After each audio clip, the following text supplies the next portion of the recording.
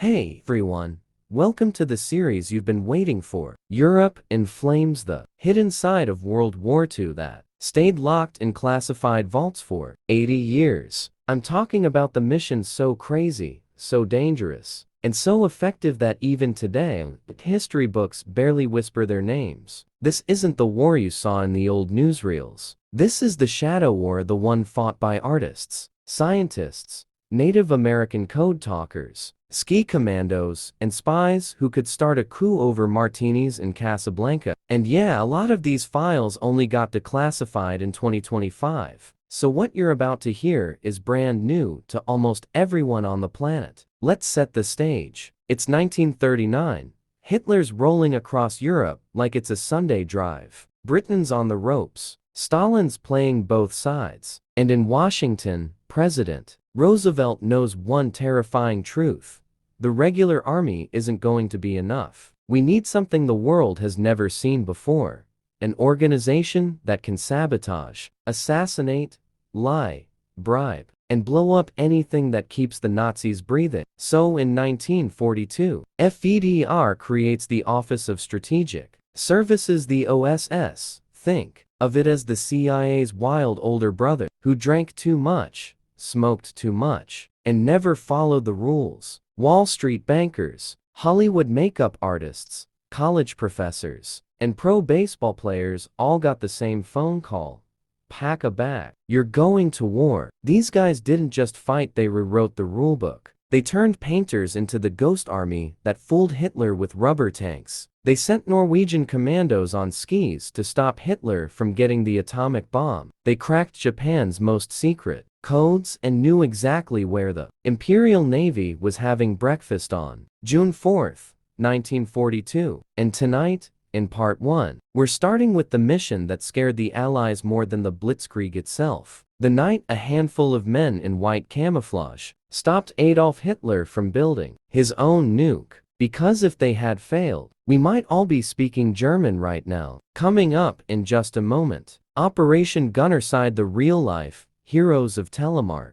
Story that was even crazier than the movie. 9 guys, 1 hydroelectric plant hanging off a cliff, 500 pounds of explosives, and a blizzard that dropped 40 below. This is the mission that bought America the time it needed to finish the Manhattan Project. First, stick around. You're not gonna believe what these guys pulled off with nothing but guts, dynamite, and reindeer steaks.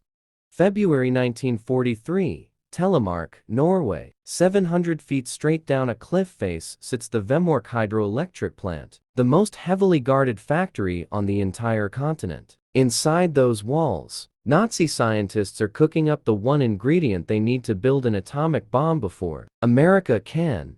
Heavy water. Heavy water isn't some sci-fi juice. It's water with an extra neutron, and it's the perfect moderator to sustain a nuclear chain reaction. The Germans figured this out first. The only place on Earth producing it in serious quantities is Vemork, and every single drop is being shipped straight to Berlin. If Hitler gets enough, he doesn't need to invade America. He just needs 1 U-boat, 1 bomb, and goodbye, New York. London and Washington are in full panic mode. Bombing the plant from the air is impossible. It's carved into a mountain. The gorge is a natural fortress. So Britain's and America's brand new. OSS come up with the most insane plan of the war so far. Send 9 Norwegian commandos on skis in the middle of winter to blow the place sky high from the inside. These aren't regular soldiers. They're locals who grew up hunting reindeer in these mountains. Their leader is 24-year-old Joachim Renieber, baby-faced,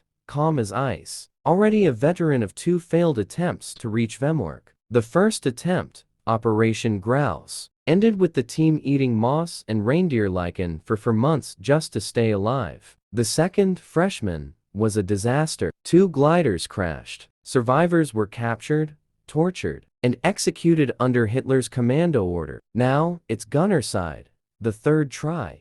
And it's do or die. The 9 men parachute in during a blinding snowstorm. 1 guy's parachute snags on a tree. He hangs there all night, so he doesn't make noise cutting himself down. They link up with the grouse survivors, now 11 total, living like cavemen in a hut 20 miles away. For weeks they watched the plant through binoculars, memorizing every guard change while temperatures dropped to 40 below. Frostbite is chewing their fingers black. Their only hot meal is a reindeer, one of them shot with a bow and arrow, so the gunshot wouldn't give them away. Finally, the night of February 27th arrives. Moonless. Perfect. They ski down a ravine everyone said was impossible to cross, climb a 600-foot frozen cliff with their bare hands, cut through a fence, and slip inside the plant, while the German guards are warming their hands around a stove. In 9 minutes flat, they plant the charges, light the fuses, and vanish back into the blizzard. The explosion rips through the gorge like God slamming a door. 500 kilograms of heavy water gone. Hitler's program is set back by at least a year. And the craziest part, not one shot fired, not one German hurt. The commandos skied 250 miles to neutral Sweden, eating nothing but oatmeal and chocolate the whole way. That, my friends, is how 11 guys on skis saved the world from a Nazi nuke. You'd think blowing up the heavy water cells would be the end of the story. It wasn't. The Germans were stubborn. By late 1943, they had the plant running again. And this time, they were smarter. They moved the new heavy water stockpile to railway tanks, ready to roll south, then on to Germany by ship. Allied intelligence picks up the chatter in January 1944.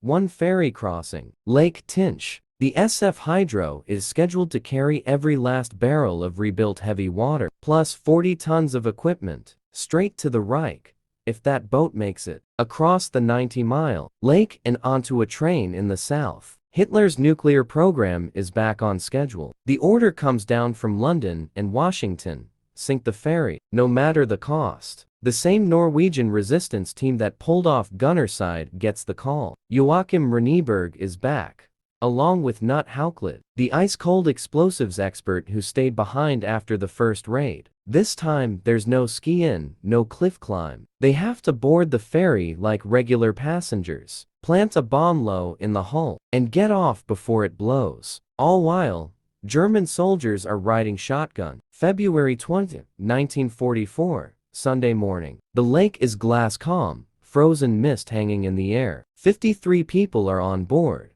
Norwegian families heading to church, German soldiers on leave, a couple of kids with sleds. Knut Hauklid and 2 others walk on with forged papers. They're carrying 4 pounds of plastic explosive shaped like sausages, hidden in a suitcase, down in the bilge among coal dust and freezing water. They wire the charges to a pair of alarm clocks British made, 45-minute fuses. They set it for 10:45 am, right when the ferry will be in the deepest part of the lake, over 1,400 feet of black water. Then they casually walk off at the next stop like they forgot something at home. At 10:43, the captain rings the bell for departure. The hydro steams into the middle of the lake. At exactly 10:45, the bomb goes off. The explosion rips the keel apart. The ferry lists hard. Screams echo across the ice. And within minutes, she's gone, taking 26 people with her. 14 Norwegians, 12 Germans. 4 heavy water barrels float briefly,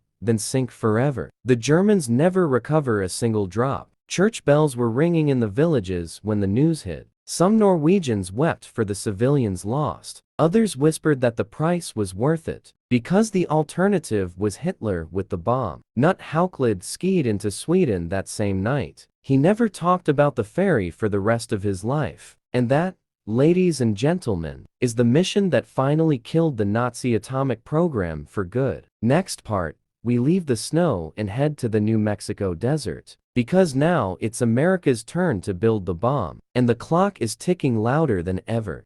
July 16, 1945, 5:29 am. Jornada del Muerto, New Mexico.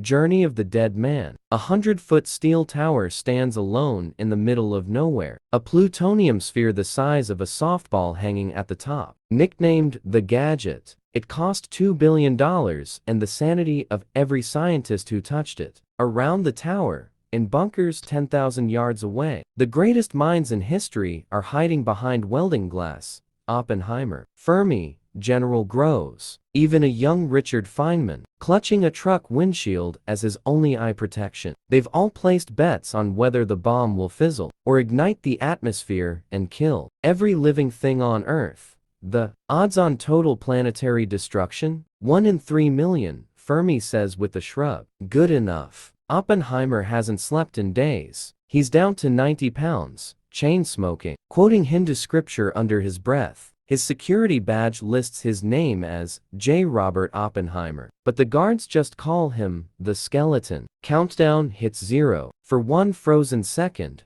nothing. Then the desert turns into the surface of the sun, a blinding white flash. A purple fireball climbs 38,000 feet in 7 seconds. The shockwave flattens sand into green glass. Observers 20 miles away are knocked flat. One blind girl 100 miles away sees the light through her eyelids. The blast is measured at 21 kilotons, 1,000 times more powerful than any explosive ever built. Oppenheimer's brother Frank, watching from base camp, says the only word that fits: Jesus. Later, when the mushroom cloud is still glowing orange against the dawn, Oppenheimer finally speaks. He quotes the Bhagavad Gita, "Now I am become death, the destroyer of worlds." But here's what most people still don't know, even in 2025. The Manhattan Project wasn't just about beating Hitler. By the summer of '45, Germany was already toast. The real race was against time itself, because every week, Allied intelligence was picking up rumors that Japan had its own secret bomb program running in Korea and Manchuria, called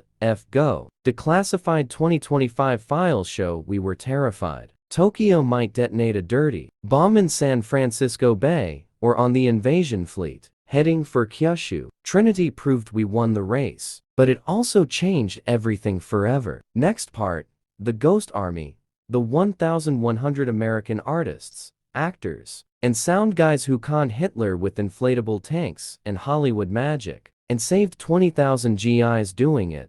Summer 1944, Normandy is bleeding, but the real fight right now is happening in a warehouse in upstate New York, where a bunch of art students, Broadway set designers, and fashion illustrators are learning how to fake an entire U.S. Army Corps. Meet the 23rd Headquarters Special Troops, better known as the Ghost Army. 1,100 men, hand-picked, because they were too weird for regular combat. Their weapons? Inflatable tanks, truck-mounted speakers that could play fake tank noises 5 miles away, and enough acting talent to fill Radio City. Their commander, Colonel Billy Harris, told them on day 1, "Your job is to put on the biggest show on Earth, and the audience is Adolf Hitler." First trick: rubber armor. These M4 Sherman tanks weighed 40 pounds, blew up with a foot pump in 20 minutes, and looked so real from the air that Luftwaffe pilots wasted bombs on them. The Ghosts had 500 inflatable vehicles, plus dummy landing craft, fake artillery, even inflatable soldiers taking fake cigarette breaks. Second trick: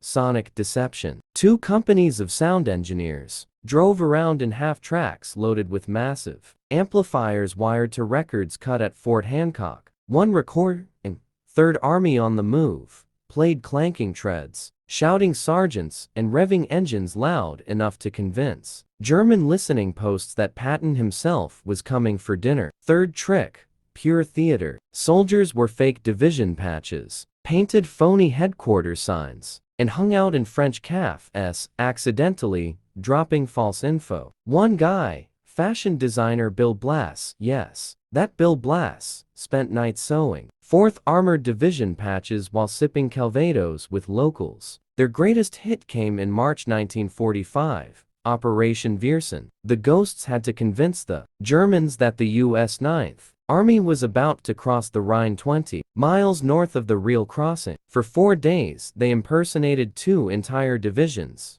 30,000 men, complete with 10,000 fake radio messages and inflatable tanks rolling around under spotlights at night, so recon planes could photograph them. It worked too well. The Germans moved 15,000 troops and 200 artillery pieces to stop a ghost. Meanwhile, the real 9th Army crossed the Rhine with almost zero opposition. Casualties: 8 wounded. Lives saved. Historians say at least 20,000. The Ghost Army pulled 22. Deceptions from Normandy to the Elbe. They were so secret that when the war ended, every man was sworn to silence for 50 years. Most took the story to their graves. Only in the last decade, and especially after 2025, veteran letters surfaced.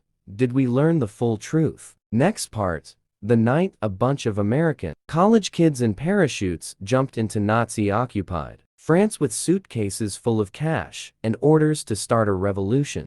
June 5, 1944, the night before D-Day. While 1 million men load into landing craft on the English coast, 3-man teams in business suits are jumping out of planes over Nazi-occupied France with parachutes painted like clouds. They're called Jedburghs. 93 teams of American OSS, British SO, and Free French officers. Average age, 26. Average luggage, 1B2 suitcase. Radio, 2 million French francs in cash. A Colt, 45. And enough plastic explosive to derail a train. Their orders are simple on paper. Locate resistance groups, arm them, teach them, and make the Germans bleed every mile from here to Berlin. The first team to hit the ground in Brittany is Jedburgh Team Giles. Captain Aaron Bank, future founder of the Green Berets. British radio operator Tony Brooks, age 21, and French Lieutenant Pierre Legrix. They land in a cow pasture at 2 a.m., bury their parachutes, and by sunrise are drinking Calvados with a farmer who thinks the war just showed up on his doorstep. Within 48 hours, they've linked up with 3,000 Maquis fighters who've been hiding in the woods since 1940.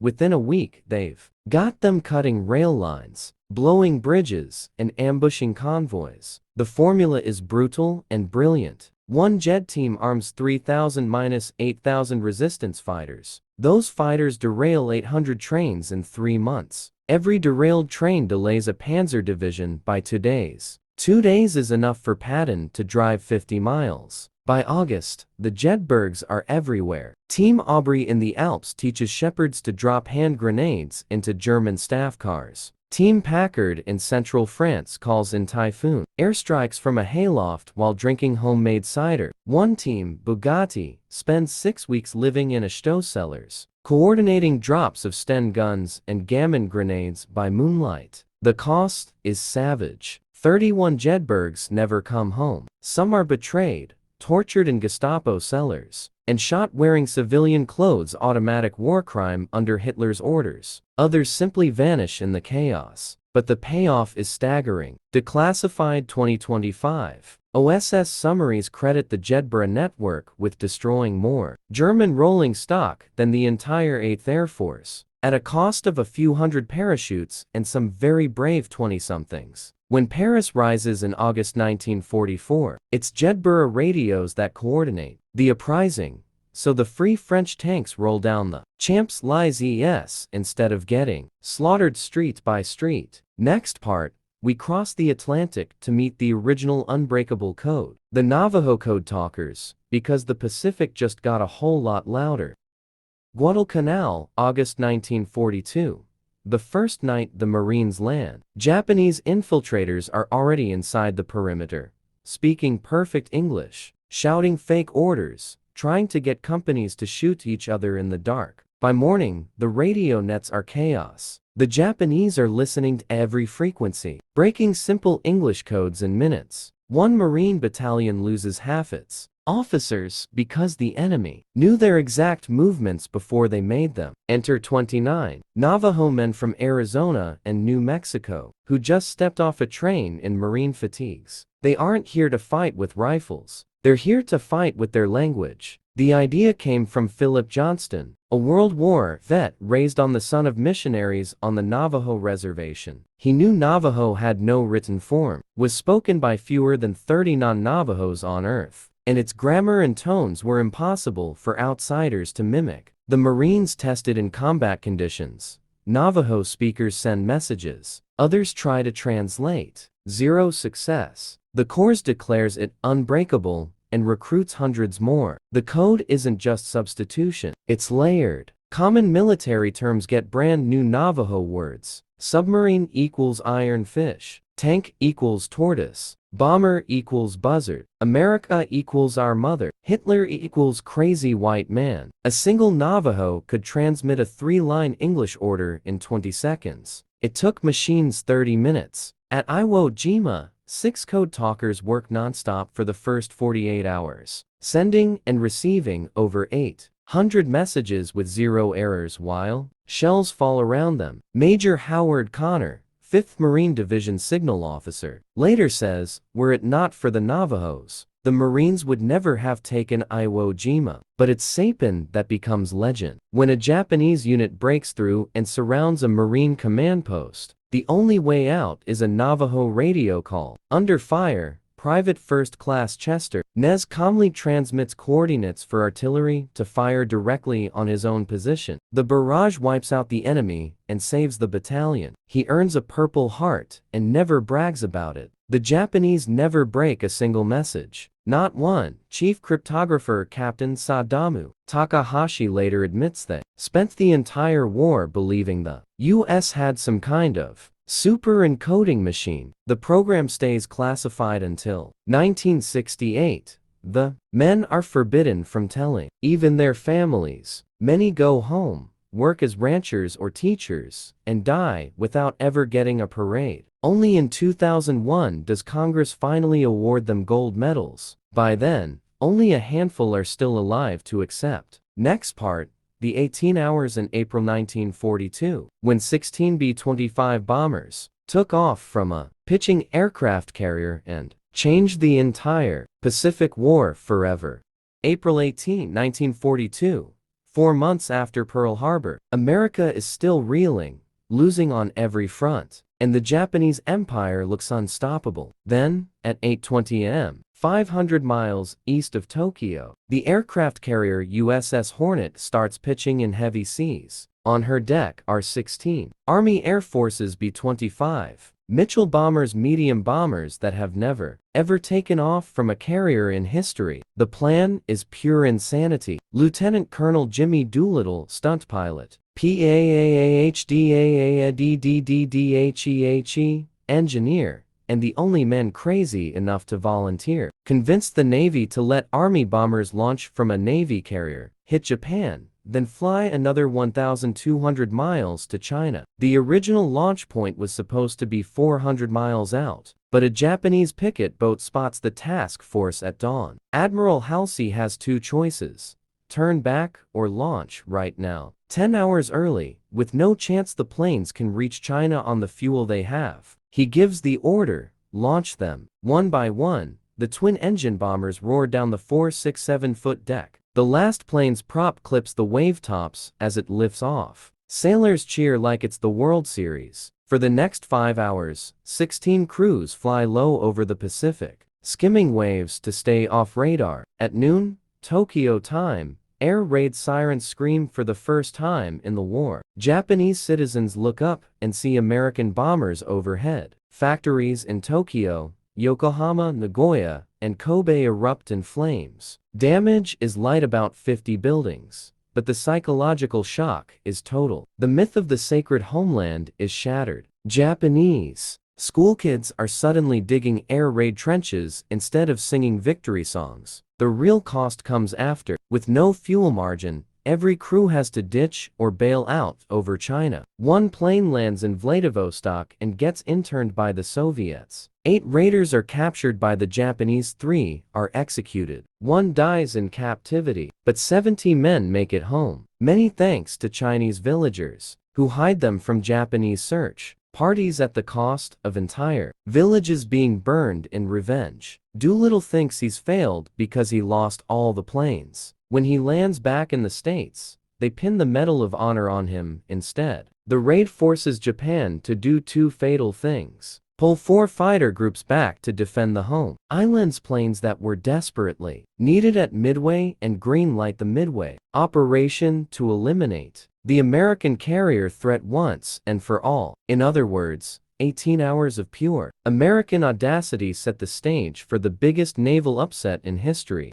June 4, 1942, 4:30 am, 200 miles northwest of Midway Atoll. Admiral Chester Nimitz is already drinking his third cup of coffee in the flagship's dim chart room. He knows exactly where the Japanese fleet is, how many carriers they have, and what time they plan to launch their strike. He knows because for the last 6 weeks, since the Doolittle raid, Station Hypo in a Honolulu basement has been reading Japan's most secret mail. The cipher is called JN-25, the Codebreakers, led by Commander Joseph Rockefort, a genius who works in a bathrobe and carpet slippers, have cracked enough of it to reconstruct Admiral Yamamoto's entire battle plan. They even run a fake radio trick. Midway sends an unencrypted message saying their water plant is broken. Tokyo replies in code. Send 2 water barges to Midway. Boom. Confirmation the target is Midway, not Alaska or San Francisco. Nimitz does the opposite of what the Japanese expect. Instead of keeping his 3 carriers close to defend the island, he hides them northeast, up sun, and waits. At 6 o'clock am, Japanese carrier planes hammer Midway. They radio back. Enemy carriers not present. Nagumo, commanding the Japanese fleet, now has to choose.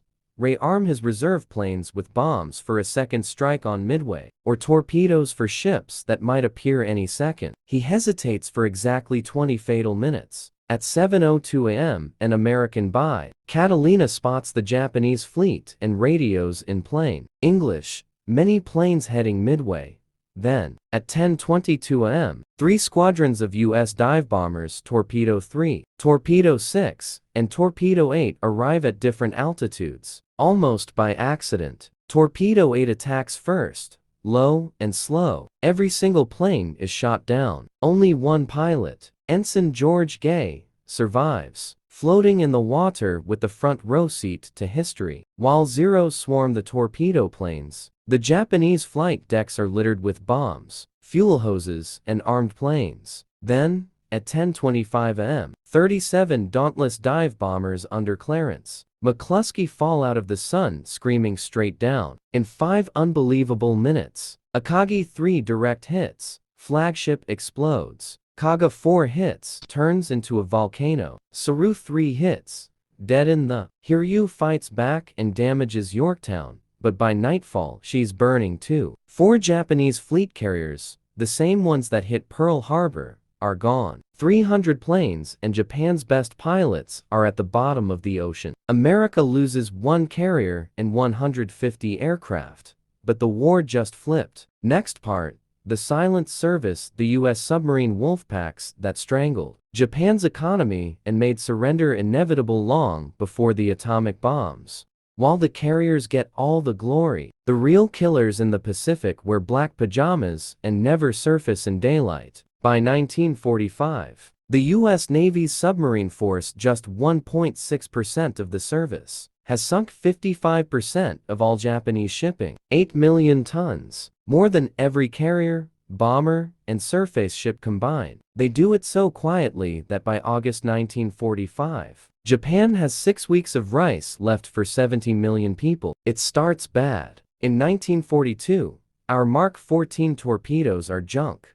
They run too deep, dud on contact, or circle back and almost sink the sub that fired them. Skippers like Dudley Mush Morton on USS Wahoo and Dick O'Connell on USS Tang ignore the Bureau of Ordnance and fix the problems themselves, filing down firing pins at sea with hacksaws. Once the torpedoes work, the Pacific becomes a slaughter pen. The codebreakers at Hypo and Frupak feed the subs daily. Ultra intercepts, exact sailing times, routes, even cargo manifests. A Wolfpack commander gets a message like, Convoy High 81, 12 ships, depart Singapore 0300, course 045, speed 9 knots. He plots an intercept and waits on the surface at night. Batteries charged, diesels quiet. Then the ballet begins. Periscope up for 8 seconds, just long enough to shoot. 4 torpedoes ripple off. 90 seconds later, 4 explosions light the horizon. The sub crash dives while depth charges churn the sea for hours. When it's quiet, They come back up and finish the cripples with deck guns under the moon. Mush Morton invents the down the throat shot firing straight at an oncoming destroyer. Tang under Okane sinks 24 ships in one patrol.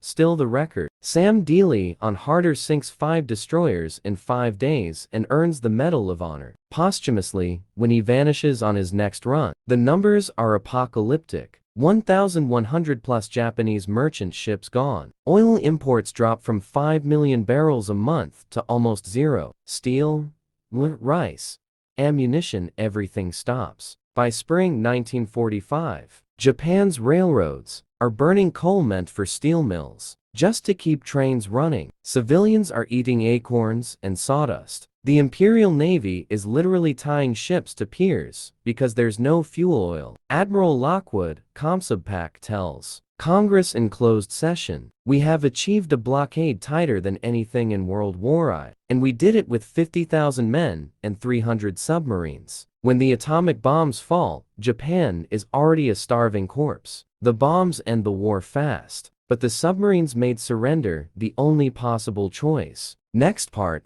the real reason Hirohito finally raised the white flag, and why 2025 declassified files say it wasn't just Hiroshima and Nagasaki. August 6th, Hiroshima vanishes in a flash. August 8th, the Soviet Union declares war and invades Manchuria with 1.5 million men. August 9th, Nagasaki is erased. August 10th, Emperor Hirohito makes his decision. Every schoolbook says the atomic bombs forced the surrender, but the 2025 declassified minutes of the Japanese Supreme War Council finally released by the U.S. National Security Archive and Japan's own Diet Library tell a darker, more complicated truth. At a.m. on August 10th, inside the Imperial Palace air raid shelter, 6 men argue until dawn. The transcript is chilling. Foreign Minister Togo, "The atomic bombs have made further resistance impossible for the people." Army Minister Anamide, 100 million will die with honor before we still have the strength to inflict terrible losses on an invasion. Navy Minister Yone, "The Soviet entry has destroyed our last hope. Manchuria is lost. Korea is lost. Sakhalin is lost. We have no more strategic depth." The bombs terrified them, yes, but the Red Army, steamrolling the supposedly invincible Kwantung Army in 48 hours, is what actually broke the deadlock. Japan's entire fight on the beaches plan depended on holding Manchuria for resources and bargaining power. Once Stalin's tanks were racing toward Korea, there was nothing left to negotiate with. Hirohito listens in silence, then speaks only once. "I cannot endure the thought of further useless deaths of my people." At 7:33 am, he orders the cabinet to accept the Potsdam terms with one condition: the emperor remains. The military hardliners attempt a coup that night, the Kai J incident. Young officers murder the Imperial Guard commander and hunt for the surrender recording to destroy it. They fail by hours. On August 15, for the first time in history, Japanese citizens hear their God Emperor's voice on radio. He tells them the war has developed not necessarily to Japan's advantage, and they must endure the unendurable. 2 weeks later, on September 2nd, aboard USS Missouri, MacArthur accepts the formal surrender. But the real moment the war ended was that night in the palace bunker when Hirohito chose his people over his army. The bombs shocked the world. The Soviet invasion killed the last illusion. Together, they ended the most destructive war in history. Next part finale. The secret missions that never made the history books. The OSS teams that armed Ho Chi Minh. The weather spies in the Aleutians. And the American pilots who flew secret missions over Siberia. Because even after the shooting stopped, the shadows kept moving. The guns went silent in 1945. But the secret were kept going for years. In the freezing Aleutian Islands, a handful of American meteorologists, officially weather observers, spent the war living in Japanese-occupied Attu and Kiska, sending coded reports from inside enemy lines so bombers could find the one clear day to hit the corrals. most were never found. Their names are still classified in 2025. Over Siberia, ferry pilots in unmarked. A-20 Havocs flew Lend-Lease bombers from Montana to Alaska, then handed them to Soviet crews at Nome. One pilot, Captain John Whitney, logged 112 crossings, dodging both Japanese Zeros and trigger-happy Red Air Force MiGs who didn't get the memo. His logbook was declassified only last year. In the mountains of northern Vietnam, OSS Deer Team parachuted in July 1945 to rescue downed American flyers. Their local contact, a skinny communist named Ho Chi Minh, the Americans gave him weapons, radios, and medical supplies, and in return, Ho's guerrillas wiped out Japanese garrisons. On September 2, 1945, the same day Japan signed the surrender, Ho read his Declaration of Independence in Hanoi, quoting the U.S. Declaration word for word. An OSS major stood on the stage behind him and saluted. In Argentina, 1,800 pages released in 2025 finally confirmed the U.S. knew exactly where Adolf Eichmann and Joseph Mengele were hiding by 1952, but chose not to act because both men were quietly feeding Nazi rocket scientists to the CIA and the Soviets. Realpolitik over justice. And finally, the very last secret mission of World War II didn't end until 1957. A U.S. Navy tugboat, crewed by Ghost Army veterans, sailed into Tokyo Bay under a Panamanian flag and quietly removed the last inflatable tanks and fake artillery pieces from a warehouse in Yokohama. They dumped them at sea, so no one would ever know how badly we had fooled the Imperial Army in the final weeks. 80 years later, the files are still trickling out. Every year another folder hits the National Archives with the 2025 declassification stamp. And every year, we learn the war was even crazier, braver, and darker than we thought. 11 Norwegian skiers stopped a Nazi bomb. 1,000 American artists saved 20,000 lives with rubber tanks. A few hundred Navajo Marines spoke a language that won the Pacific. And in the end, it was ordinary men and women doing impossible things in the dark who made sure the light won. That's the real story of how the United States didn't just win World War II. We outthought it, outfooled it, and outdared it. Thanks for coming on this ride with me. If this series blew your mind, smash that like button. Drop a comment with your favorite mission, and I'll see you in the next one. Because history isn't over. It's just waiting for the next file to open.